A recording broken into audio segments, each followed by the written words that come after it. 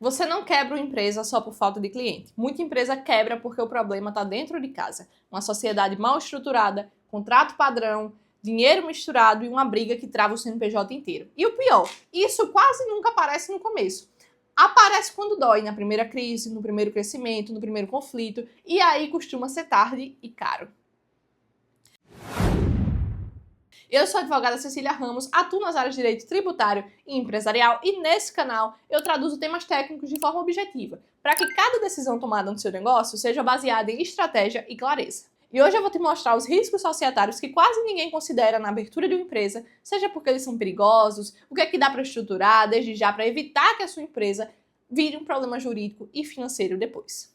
Quando alguém abre uma empresa, normalmente pensa em três coisas. Qual é o KNAI que eu coloco? Qual é o regime tributário que eu escolho, quanto é que eu pago de imposto, o contador resolve tudo isso. Só que existe um bloco inteiro que fica esquecido e ele é determinante. A estrutura societária e a governança mínima do seu negócio. Porque sociedade não é amizade. Sociedade é um contrato de risco e com dinheiro, com poder de decisão, responsabilidade e saída. Se você não define a regra do jogo no começo, você deixa o Código Civil definir por você na pior hora possível, quando o relacionamento entre os sócios está desgastado, quando a empresa está no limite de caixa ou quando qualquer travamento de decisão custa o seu faturamento.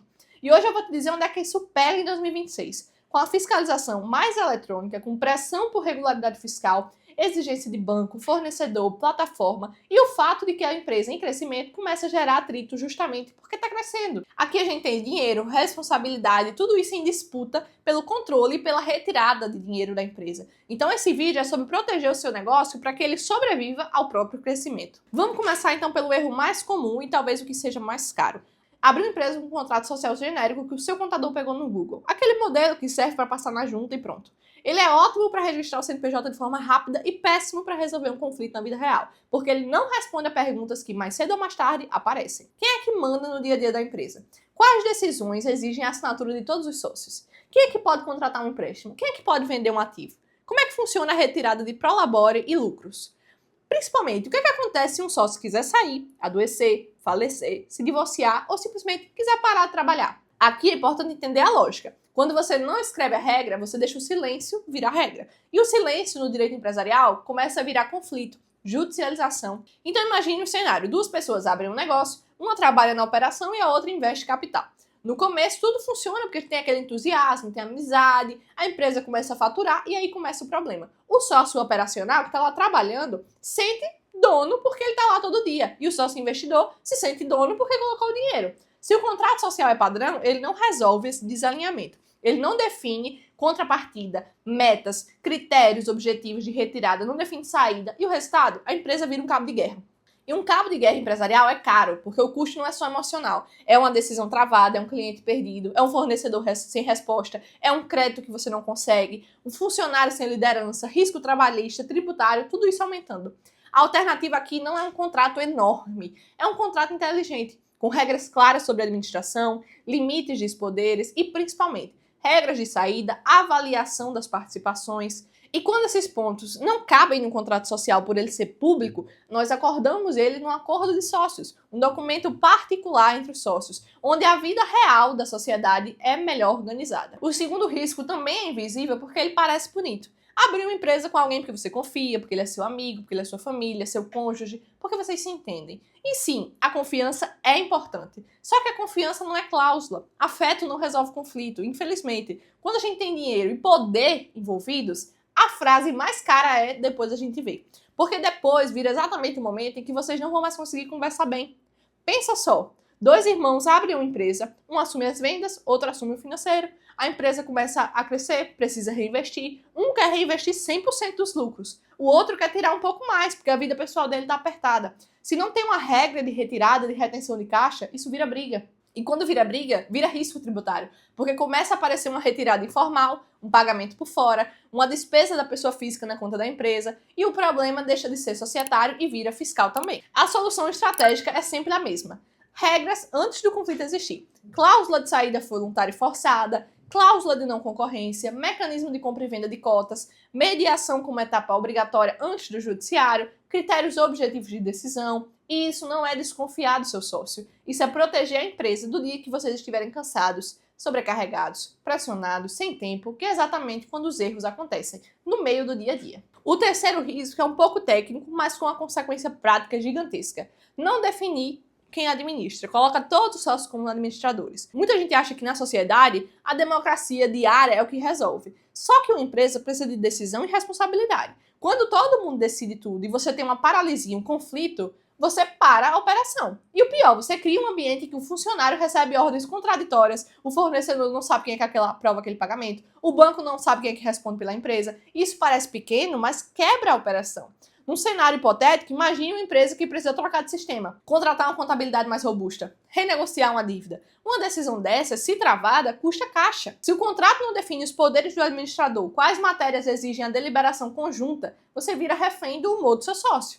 E aí você entra num lugar perigoso. O sócio que não trabalha no negócio consegue travar a sua operação. O sócio que trabalha começa a passar por cima e decidir sozinho. E isso abre outro risco.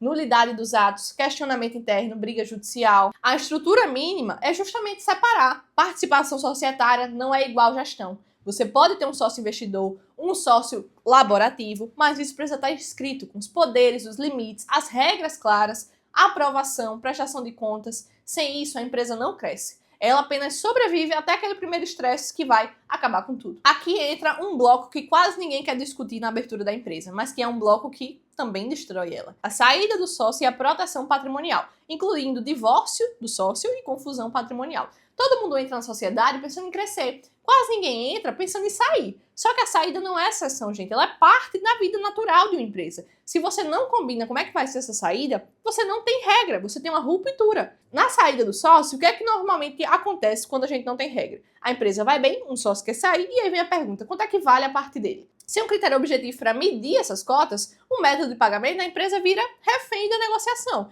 Às vezes o sócio quer um valor que a empresa não consegue pagar e quer à vista. Às vezes a empresa quer pagar o que dá e o sócio se sente lesado e o resultado é judicialização, um problema, uma confusão que trava a sua operação. E também temos a questão do divórcio de sócio, que muita gente acha que é um problema pessoal, mas na prática pode bater na porta da empresa. Porque dependendo do regime de bens desse sócio, o modo como as cotas e os lucros foram tratados, você pode ter um bloqueio de distribuição, uma disputa por haveres, pressão financeira, interferência indireta daquele ex-cônjuge no fluxo do seu negócio. E o ponto aqui é delicado, não é sobre moral, é sobre estrutura. Se a empresa não tem cláusulas que impedem o ingresso de terceiros, que organizem como é que essas cotas vão ser tratadas em situação de ruptura familiar, você pode até ter uma empresa administrativamente saudável, mas juridicamente vulnerável. E para fechar, a confusão patrimonial.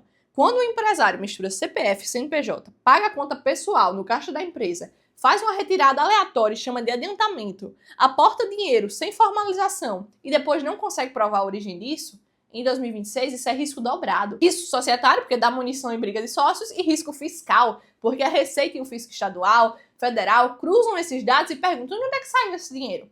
Se você não formaliza esse aporte como um mútuo, um aumento de capital ou um instrumento equivalente, você transforma a sua própria sobrevivência em fragilidade jurídica. A alternativa é simples. Não no sentido de ser fácil, mas no sentido de ser claro.